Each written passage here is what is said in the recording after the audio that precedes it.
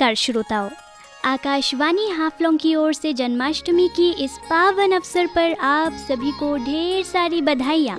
श्रोताओं, मैं आपकी दोस्त रीशा आज जन्माष्टमी के उपलक्ष्य पर आपके लिए लाई हूँ एक प्यारा सा कार्यक्रम।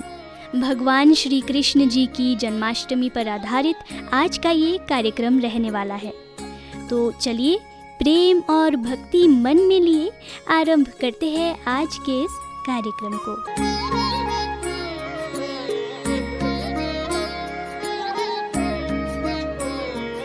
जब जब धरती पर पाप और अधर्म हद से ज्यादा बढ़ा है, भगवान ने धरती पर अवतार लिया है। भगवान विष्णु किसी न किसी उद्देश्य की पूर्ति के लिए धरती पर अवतरित हुए हैं। विष्णु जी का एक अवतार श्री कृष्ण है। मथुरा की राजकुमारी देवकी और वासुदेव की 8वीं संतान के रूप में जन्मे कान्हा का बचपन गोकुल में माता यशोदा की गोद में बीता। राजा कंस से बचाने के लिए वासुदेव ने कान्हा के जन्म के बाद ही उन्हें अपने चचेरे भाई नंद बाबा और यशोदा को दे दिया था। श्री कृष्ण ने अपने जन्म से लेकर जीवन के हर पड़ाव पर चमत्कार दिखाए। श्री कृष्ण के जीवन से जुड़े कई किस्से हैं जो मानव समाज को सीख देते हैं, अधर्म और पाप के खिलाफ सही मार्गदर्शन करते हैं। उनके जन्मदिन को उत्सव की तरह हर साल भक्त मनाते हैं। कृष्ण जन्माष्टमी का पर्व इस साल सितंबर की 6 तारीख यानी आज के दिन और सितंबर की 7 तारीख यानी कल के दिन को मनाया जाएगा। श्रोताओं, भारत में कृष्ण जन्माष्टमी का त्योहार बहुत ही धूमधाम और श्रद्धा भाव के साथ मनाया जाता है। हिंदू धर्म में मान्यता है कि भाई कंस के अत्याचार को कारागार में रह सह रही बहन देवकी ने भाद्रपद के कृष्ण पक्ष की अष्टमी तिथि को अपनी 8वीं संतान के रूप में श्री कृष्ण को जन्म दिया था। भगवान विष्णु ने पृथ्वी को कंस के अत्याचार और आतंक से मुक्त कराने के लिए अवतार लिया था। इसी कथा के अनुसार हर साल भाद्रपद की अष्टमी को कृष्ण जन्माष्टमी का पर्व मनाया जाता है। आइए भगवान श्री कृष्ण की जन्म कथा के बारे में थोड़ी सी चर्चा करते हैं।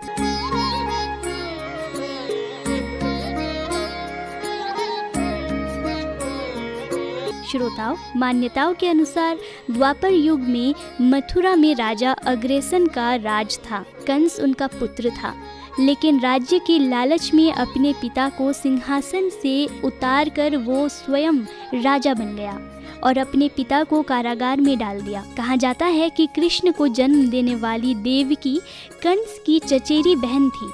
देवकी का विवाह वासुदेव के साथ हुआ। कंस ने अपनी बहन देवकी का विवाह धूमधाम से किया और खुशी से विवाह की सभी रस्मों को निभाया। जब बहन को विदा कराने का समय आया तो कंस देवकी और वासुदेव को रथ में बैठाकर स्वयं ही रथ चलाने लगा। तभी अचानक ही आकाशवाणी हुई कि देवकी का 8वां पुत्र ही कंस काल होगा। आकाशवाणी सुनते ही कंस अपनी बहन को मारने जा रहा था। तभी वासुदेव ने उसे समझाते हुए कहा कि तुम्हें अपनी बहन देवकी से कोई भय नहीं है। देवकी की 8वीं संतान से भय है, इसलिए वे अपनी 8वीं संतान को कंस को सौंप देंगे। कंस ने वासुदेव की बात मान ली, लेकिन उसने देवकी और वासुदेव को कारागार में कैद कर लिया। जब भी देवकी की कोई संतान होती तो कंस उसे मार देता। इस तरह से कंस ने एक एक करके देवकी की सभी संतानों को मार दिया। इसके बाद भाद्रपद कृष्ण पक्ष की अष्टमी को रोहिणी नक्षत्र में भगवान विष्णु ने कृष्ण के रूप में जन्म लिया। श्री कृष्ण के जन्म लेते ही कारागार में एक तेज प्रकाश छा गया। कारागार के सभी दरवाजे स्वतः ही खुल गए। सभी सैनिकों को गहरी नींद आ गई। वासुदेव और देवकी के सामने भगवान विष्णु प्रकट हुए और कहा कि उन्होंने ही कृष्ण रूप में जन्म लिया है। विष्णु जी ने वासुदेव जी से कहा कि वे उन्हें इसी समय गोकुल में नंद बाबा के यहाँ पहुँचा दे और उनकी कन्या को लाकर कंस को सौंप दे। वासुदेव जी गोकुल में कृष्ण जी को यशोदा जी के पास रख आए। वहाँ से कन्या को ले आए और कंस को दे दी। वो कन्या कृष्ण की योग माया थी। जैसे ही कंस ने कन्या को मारने के लिए उसे पटकना चाहा, कन्या उसके हाथ से छूटकर आकाश में चली गई। इसके बाद भविष्यवाणी हुई कि कंस को मारने वाले ने जन्म ले लिया है, वो गोकुल में पहुंच चुका है। तब से कृष्ण जी को मारने के लिए कंस ने कई राक्षसों को भेजा, लेकिन बचपन में भगवान ने कई लीलाएं रची और सभी राक्षसों का वध कर दिया। जब कंस ने कृष्ण को मथुरा में आमंत्रित किया तो वहां पर पहुंचकर भगवान श्री कृष्ण ने कंस का वध करके प्रजा को उसके अत्याचारों से मुक्ति दिलाई और अग्रेसन को फिर से राजा बनाया। ये थी भगवान श्री कृष्ण की जन्म कथा।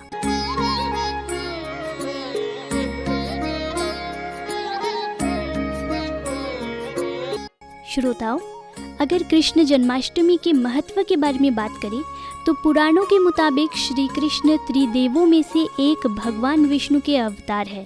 कृष्ण के आशीर्वाद और कृपा को पाने के लिए हर साल लोग इस दिन व्रत रखते हैं। मध्य रात्रि में विधि विधान से पूजा अर्चना करते हैं, भजन कीर्तन करते हैं और जन्मोत्सव मनाते हैं। इस दिन के लिए मंदिरों को विशेष तौर पर सजाया जाता है। कुछ स्थानों पर जन्माष्टमी पर दही हांडी का भी उत्सव होता है। जन्माष्टमी पर भक्त श्रद्धानुसार उपवास रखते हैं, भगवान श्री कृष्ण की विशेष पूजा अर्चना करते हैं। बाल गोपाल की जन्म मध्य रात्रि में हुआ था, इसलिए जन्माष्टमी की तिथि भी मध्य रात्रि को घर में मौजूद लड्डू गोपाल की प्रतिमा का जन्म कराया जाता है। फिर उन्हें स्नान कराकर सुंदर वस्त्र धारण कराए जाते हैं। फूल अर्पित कर धूप दीप से वंदन किया जाता है। कान्हा को भोग अर्पित किया जाता है। उन्हें दूध दही मक्खन विशेष पसंद है, इसलिए भगवान को भोग लगाकर सबको प्रसाद वितरित किया जाता है।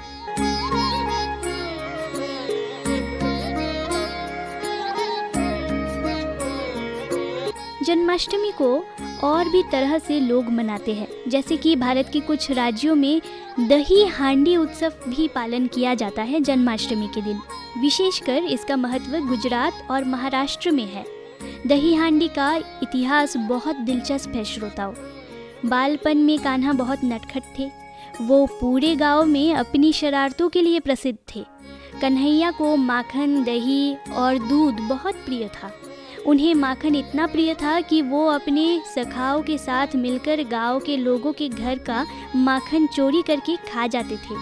कान्हा से माखन बचाने के लिए महिलाएं माखन की मटकी को ऊंचाई पर लटका दिया करती थी, लेकिन बाल गोपाल अपने सखाओं के साथ मिलकर एक पिरामिड बनाकर उसके जरिए ऊंचाई पर लटकी मटकी से माखन चोरी कर लेते थे। कृष्ण की इन्हीं शरारतों को याद करने के लिए जन्माष्टमी में माखन की मटकी को ऊंचाई पर टांग दिया जाता है।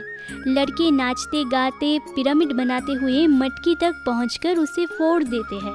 इसे दही हांडी कहते हैं और जो लड़का ऊपर तक जाता है उसे गोविंदा कहा जाता है। श्रोताओं, हमारे ज़िले में जन्माष्टमी बहुत धूमधाम से मनाई जाती है।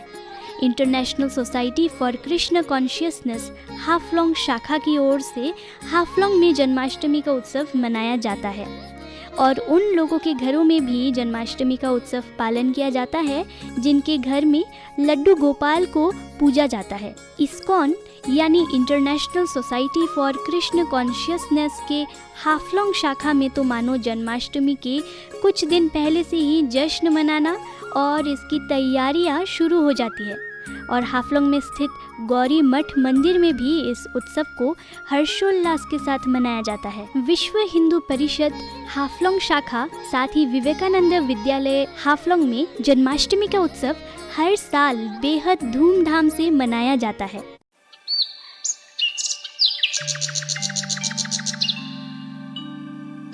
आज के युवा दोस्ती को बहुत अहमियत देते हैं। माता पिता और गुरु के अलावा दोस्ती का रिश्ता भी बहुत खास होता है। दोस्त सुख दुख में आपका साथ देते हैं। अच्छे और बुरे के बारे में दोस्त बेहतर सलाह देते हैं। हालांकि दोस्ती भारतीय परंपरा में नई बात नहीं है। भारत में सच्ची मित्रता की कहानी सदियों पुरानी है, जिनका जिक्र पुराणों में मिलता है। दोस्ती का जिक्र आता है तो उदाहरण भगवान श्री कृष्ण और सुदामा का दिया जाता है। कृष्ण एक राजा थे और सुदामा एक गरीब ब्राह्मण। फिर भी कृष्ण और सुदामा की दोस्ती एक मिसाल है। कृष्ण और सुदामा की दोस्ती के कई किस्से आपने सुने होंगे। जैसे गरीब सुदामा कृष्ण से मिलने उनके महल पहुंचे थे तो वो भगवान कृष्ण के लिए महज 3 मुट्ठी चावल लेकर गए थे। प्रभु श्री कृष्ण ने दोस्त के लाए चावलों को खुशी खुशी ग्रहण किया और उन्हें पूरी सृष्टि देने को तैयार हो गए। एक राजा होते हुए भी कृष्ण सुदामा को अपने महल में लाए, खुद उनके पैर धोए। सुदामा के पैरों में चुभे कांटों को देख रोने लगे। ये सारी कहानियाँ बचपन से बच्चों को दादी नानी सुनाती आ रही है। पुराणों में इन कहानियों को सच बताया गया है। लेकिन क्या आपको पता है कि नटखट नंद गोपाल की दोस्ती एक साधारण से ब्राह्मण बालक सुदामा से कैसे हुई? कृष्ण और सुदामा की पहली बार कब और कहाँ मुलाकात हुई? आइए जानते हैं। दरअसल बालपन में कन्हैया को दीक्षा दिलाने के लिए माता यशोदा और बाबा नंद उन्हें ऋषि के आश्रम में छोड़ आए। जब कान्हा शिक्षा ग्रहण करने के लिए आश्रम आए तो उनकी मुलाकात सुदामा से हुई। आश्रम में जात पात, अमीर गरीब का अंतर नहीं था। राज परिवार में जन्मे कन्हैया की दोस्ती ब्राह्मण परिवार में पैदा हुए सुदामा से हो गई। वक्त के साथ ये मित्रता इतनी घनिष्ठ हो गई कि पूरी दुनिया में कृष्ण सुदामा की दोस्ती का गुणगान किया जाता था। शिक्षा दीक्षा पूरी होने के बाद भगवान कृष्ण राजा बन गए और सुदामा अधिक गरीब और बुरी आर्थिक स्थिति में आ गए। आश्रम में शिक्षा लेने के बाद श्री कृष्ण मथुरा आ गए और बाद में द्वारका के राजा बनकर वहीं बस गए। सुदामा भी अपनी शिक्षा दीक्षा के बाद अपने ग्राम आ गए और भिक्षा मांगकर अपने परिवार का पालन पोषण करने लगे। कहा जाता है कि सुदामा एक दिन में सिर्फ 5 घरों से ही भिक्षा मांगते थे। अगर इन घरों से कुछ मिल जाता तो परिवार का पेट भर जाता, वरना भूखे ही सोना पड़ता। उनकी दरिद्रता बहुत अधिक बढ़ गई तो सुदामा की पत्नी सुशीला ने उन्हें द्वारका के राजा यानी सुदामा के मित्र श्री कृष्ण से मदद मांगने को कहा। पहले तो सुदामा ने मना किया, लेकिन बाद में पत्नी की बात मानकर वो द्वारका की ओर चल पड़े। सुदामा इस बात को लेकर चिंतित थे कि जब सालों बाद अपने बाल सखा से मिलेंगे तो कन्हैया को भेंट में देने के लिए उनके पास कुछ भी नहीं होगा। सुदामा की पत्नी ने इस बात को समझते हुए पड़ोस के घर से कुछ मुट्ठी चावल मांगकर पोटली बनाकर सुदामा को दे दी। जब वो नंगे पैर और तन ढकने के लिए फटी हुई धोती पहन कृष्ण के महल के सामने आए और द्वारपाल से कहा कि वो केशव के मित्र है, तो हर कोई उन पर हंसने लगा। लेकिन सुदामा ने द्वारपाल से कृष्ण के समक्ष उनका संदेश ले जाने की विनती की। जब द्वारपाल महाराज कृष्ण के पास पहुंचा और सारी बात बताई तो भगवान एक पल में समझ गए कि उनके बचपन का मित्र उनसे मिलने आया है। बिना मुकुट लगाए नंगे पैर सुदामा से मिलने पहुंचे और उन्हें देखकर गले लगा लिया। 2 मित्र सालों बाद एक राजा और एक गरीब ब्राह्मण के रूप में एक दूसरे से मिले, लेकिन उनके दिल में एक दूसरे के लिए असीम स्नेह था। कृष्ण सुदामा को अपने महल में ले गए और उनके पैरों को खुद अपने हाथों से धोने लगे। नंगे पैर होने के कारण सुदामा के पैरों में कांटे चुभे थे। भगवान श्री कृष्ण ये देख रोने लगे। फिर कन्हैया ने अपने बाल सखा से पूछा कि मेरे लिए क्या भेंट लाए हो? तो पहले सुदामा ने संकोच किया कि एक राजा को कुछ मुट्ठी चावल किस मुंह से दे, लेकिन कृष्ण के हट करने पर उन्होंने चावल की पोटली कान्हा को पकड़ा दी। यशोदानंदन ने भी उन कच्चे चावलों को बड़े स्वाद के साथ खाया, जैसे उससे बेहतर कुछ हो ही ना। ऐसी थी कृष्ण और सुदामा की मित्रता।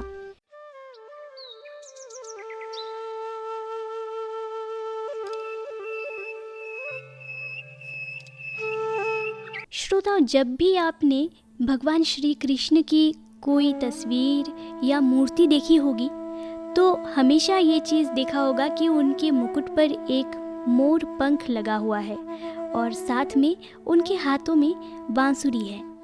क्या आपने कभी सोचा है कि भगवान श्री कृष्ण अपने मुकुट पर हमेशा मोर पंख क्यों लगाते हैं और बांसुरी का क्या महत्व है? आइए इसके बारे में भी आज आपसे बातें करेंगे। श्रोताओं, मान्यताओं के अनुसार एक बार कृष्ण की बांसुरी पर राधा नृत्य कर रही थी। तभी उनके साथ महल में मोर भी नाचने लगे। इस दौरान एक मोर का पंख नीचे गिर गया। तब श्री कृष्ण ने इसे अपने माथे पर सजा लिया। मोर पंख को उन्होंने राधा के प्रेम के प्रतीक के रूप में माना, इसलिए कृष्ण के सिर पर हमेशा मोर पंख सजा होता है। यानी मोर पंख को कृष्ण भगवान ने राधा के प्रेम का प्रतीक माना। और भी कई मान्यताएं हैं मोर पंख से जुड़ी हुई। श्रोताओ, श्री कृष्ण अपने मित्र और शत्रु में तुलना नहीं करते। श्री कृष्ण के भाई बलराम शेष नाग के अवतार थे। मोर और नाग एक दूसरे के दुश्मन होते हैं, लेकिन कृष्ण जी के माथे पर लगा मोर पंख ये संदेश देता है कि वो शत्रु को भी विशेष। और एक और मान्यता ये है कि भगवान श्री कृष्ण को भी काल सर्प का योग था। मोर और सांप की दुश्मनी है। यही वजह है कि काल सर्प योग में मोर पंख को साथ रखने की सलाह दी जाती है। और श्रोताओं, श्री कृष्ण नंदगांव में रहते तो दूसरे ग्वालों के साथ जंगल में गाय चढ़ाने जाया करते थे। उस समय मोर उनके चारों ओर अपने पंख फैलाकर नाचा करते थे। तब से ही श्री कृष्ण जी को गाय और मोर पंख से लगाव हो गया। भगवान श्री कृष्ण के कई प्रतीकों में एक है बांसुरी, जिसे उनकी प्रतिमा में देखा जाता है। बांसुरी प्रेमी होने के कारण उन्हें कई नाम भी मिले हैं। भगवान कृष्ण को बंसी, वेणु, वंशिका, वंशीधर और मुरलीधर जैसे नामों से भी जाना जाता है। श्रीमद् भागवत पुराण में भी भगवान श्री कृष्ण की बांसुरी से जुड़ी कई कथाएं हैं। यही कारण है कि भक्तों के बीच श्री कृष्ण की बांसुरी के बारे में जानने की जिज्ञासा रहती है। कहा जाता है कि श्री कृष्ण की बांसुरी में जीवन का सार छिपा है। लेकिन बांस की बनी श्री कृष्ण की ये बांसुरी कोई साधारण बांसुरी नहीं है, बल्कि इसमें ऐसे रहस्य छिपे हैं जिन्हें जान आप हैरान रह जाएंगे। श्रोताओं, कहा जाता है कि पहली बार कृष्ण को बांसुरी धवन नाम के एक बंसी बेचने वाले से मिली थी। जब बंसी बेचने वाले ने कृष्ण को इसे बजाने के लिए कहा तो भगवान की मधुर धुन सुनकर वो मंत्र मुग्ध हो गया। एक कथा में ऐसा भी बताया गया है कि भगवान भोलेनाथ ने ऋषि दधीची की हड्डी से एक बांसुरी बनाई थी। जब भोलेनाथ बालकृष्ण से मिलने आए तो उन्होंने वो बांसुरी उन्हें भेंट स्वरूप दे दी। राधा के प्रति प्रेम का भी प्रतीक है बांसुरी। ऐसा कहा जाता है कि आखिरी समय में जब भगवान श्री कृष्ण ने राधा से कुछ मांगने का अनुरोध किया, इस पर राधा ने कहा कि वो आखिरी बार उन्हें बांसुरी बजाते हुए सुनना चाहती है। श्री कृष्ण ने सुरीली धुन में दिन रात बांसुरी बजाई। राधा आध्यात्मिक रूप से कृष्ण में विलीन हो गई। बांसुरी की धुन सुनते सुनते राधा ने अपना शरीर त्याग दिया। राधा की मृत्यु के बाद कृष्ण ने बांसुरी एक झाड़ी में फेंक दी और इसके बाद कभी बांसुरी नहीं बजाई। इसलिए बांसुरी को श्री कृष्ण के राधा के प्रति प्रेम का प्रतीक माना गया है। श्रोताओं, श्रीमद् भगवत गीता में भगवान श्री कृष्ण की सिखाई गई बातें आज भी युवाओं के लिए उतनी ही महत्वपूर्ण हैं जितनी उस समय में अर्जुन के लिए थी। श्री कृष्ण की वो बातें आज के इस युग में किसी के लिए भी सफल मंत्र से कम नहीं है। आइए जानते हैं उन बातों को।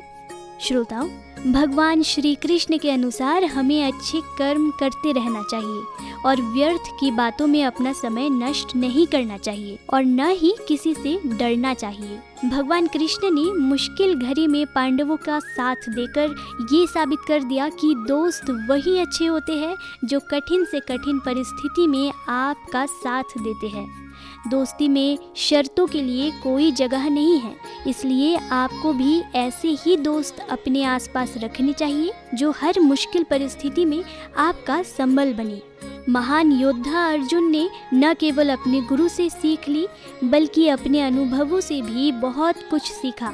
इससे ये शिक्षा मिलती है कि हमें अपने शिक्षक के अलावा अपनी गलतियों और असफलताओं से भी सीखना चाहिए। यूँ कहें कि अगर पांडवों के पास भगवान श्री कृष्ण की स्ट्रेटेजी ना होती तो उनका युद्ध में जीतना असंभव था। इसलिए किसी भी प्रतियोगिता से पहले स्ट्रेटेजी अर्थात प्लानिंग बनाना आवश्यक है। श्री कृष्ण हर मोर्चे पर क्रांतिकारी विचारों के धनी रहे हैं। वे कभी किसी बंधी बंधाई लीक पर नहीं चले।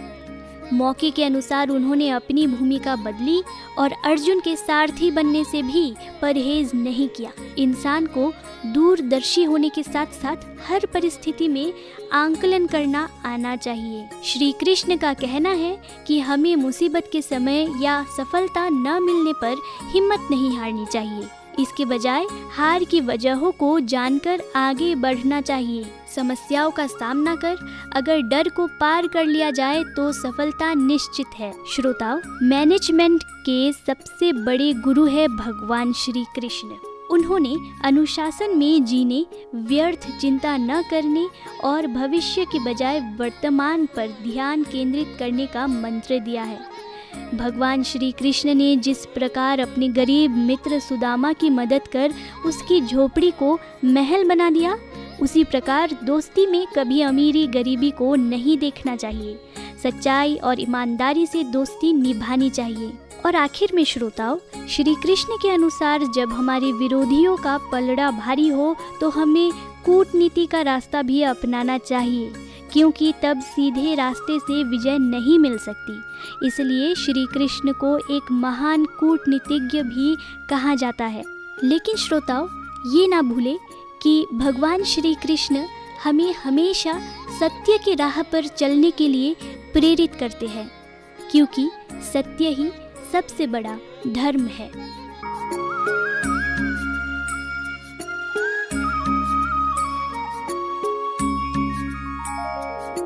तो श्रोताओं, इसी के साथ हम आ पहुँचे हैं आज के कार्यक्रम के अंत पर। आशा करते हैं आप सभी को ये कार्यक्रम पसंद आया होगा। और जाते जाते एक बार फिर आप सभी को जन्माष्टमी की ढेर सारी शुभकामनाएं। तो एक बार सभी बोलिए राधे राधे।